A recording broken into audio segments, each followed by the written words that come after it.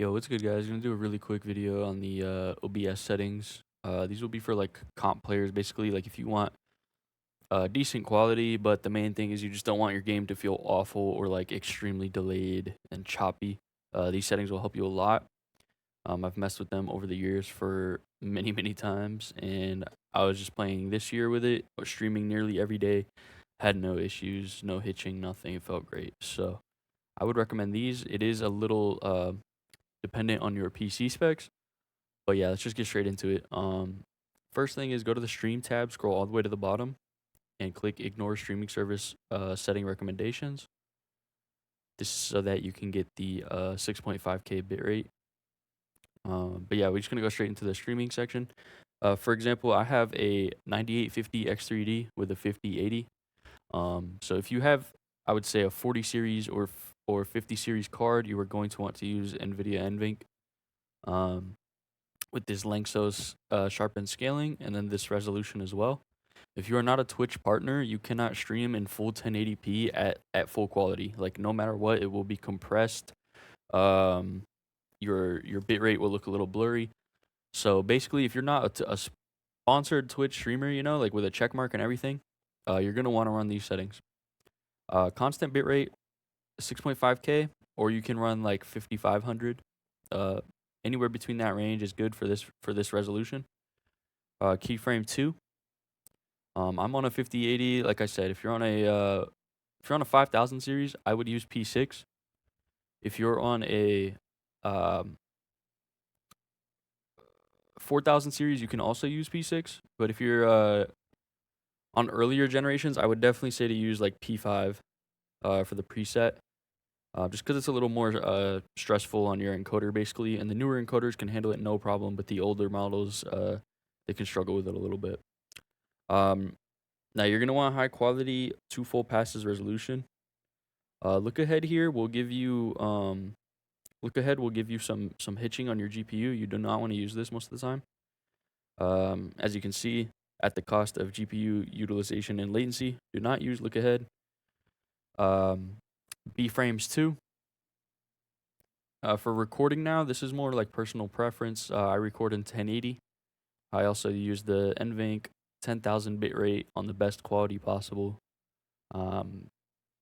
Yeah, pretty much similar settings except for higher bitrate, P7 preset, just because I want to record in the highest possible quality. But yeah, that's for streaming. Go down to your video tab. Now, if you were streaming, right now I'm recording, so it says 1080. But if you were streaming, you would want this to match your stream output resolution. So this number. So you would use your base canvas resolution. I'm on a 1440 monitor. So it would say this, and then it would say the 1600 by 896 if I was streaming. If you're on a 1080, then this would be 1080, and this would be the 1600 by 896. See what I'm saying? It's pretty simple. There's not many more other settings. I put above normal, just so it like prioritizes over my background tasks like Spotify and whatever else, Discord, you know what I mean? Just so that it doesn't get any dropped frames. Stream delay if you're playing any tournaments or whatever and you need the delay. Enable network optimizations and TCP pacing, and then disable hardware acceleration. All of these settings will help your game feel much, much better. Like when you stream, it won't feel super delayed. Like your controller is not going to feel like you're on console all of a sudden just because you clicked go live. So yeah, these settings will help a lot. Like I said, very short video. Also, a small thing too is that depending on how many scenes you have, face cams, etc., it will be more stressful on your PC. Here is the stats tab. I'm gonna drag my OBS over. Sorry for the mirror effect. I'm gonna disable that for a second. But yeah, so when you go to docs here, and you go to stats, and that'll pull up this window. And what this window is gonna do is when you're in game, it's gonna show you how much CPU usage that OBS directly is using. It'll show you if your encoding is the problem, meaning that your GPU can't handle the frames. If that's the case, then you'll have to go to a lower encoder preset, or you'll have to cap your FPS, you know, so that there's a little bit of headroom. Average time to render frame is just, you know, like how long it takes to render a frame. And then dropped frames network, that'll let you know if your internet is too weak. If that's the case, you will have to lower your bitrate. Um, and then yeah, so that's the stats page. Another thing is when you are playing, you will always want to disable the preview. The preview will lose you about 40 FPS by itself. Always have the preview disabled. Like I said, if you have multiple tabs and stuff like this with face cams and whatnot, it will use more resources. So try to like whatever you're not using, try to turn off essentially. Um, yeah, that's basically all of it. Uh, what I was gonna say is if you have weaker PCs, you will want to lower your encoder quality to P5. Maybe do quarter resolution here. If you have a weaker PC, like 30 series or like a 4060 maybe, you know. Also, another small thing is if you are on Intel, I cannot do it right now because I'm streaming, of course. But if you are on Intel, what you can do is you can use X264 instead of your GPU, and you can go to Process Lasso.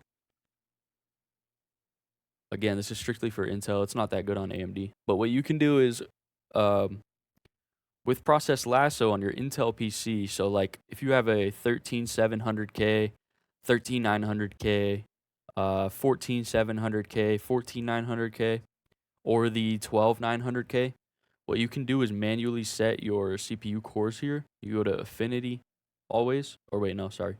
Where is it? Yeah, CPU Affinity always, and then you select your cores. And now I'm on AMD, so it's not going to show, but Intel, what it'll show here is your, 24 different cores or whatever it may be. It's going to say 8P cores, and then it's going to say an additional 8E cores.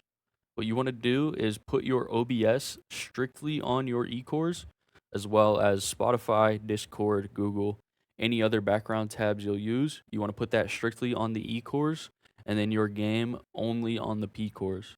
So that's another good thing you can do on Intel PCs to like if you're GPU bottlenecked and you have a beast Intel CPU, then what you can do is basically stream off the E-cores or record off the E-cores, and you'll get a lot more frames this way. I used to do it on my 13700K. And yeah, so you just Google Process Lasso, download this program, go to active processes. Again, you would set everything that is not your game to the E-cores. You would go to always, select E-cores, and then when you boot up your game, you would set that strictly to the P-cores. But yeah, that's the video. Appreciate y'all. Hope this helps everyone.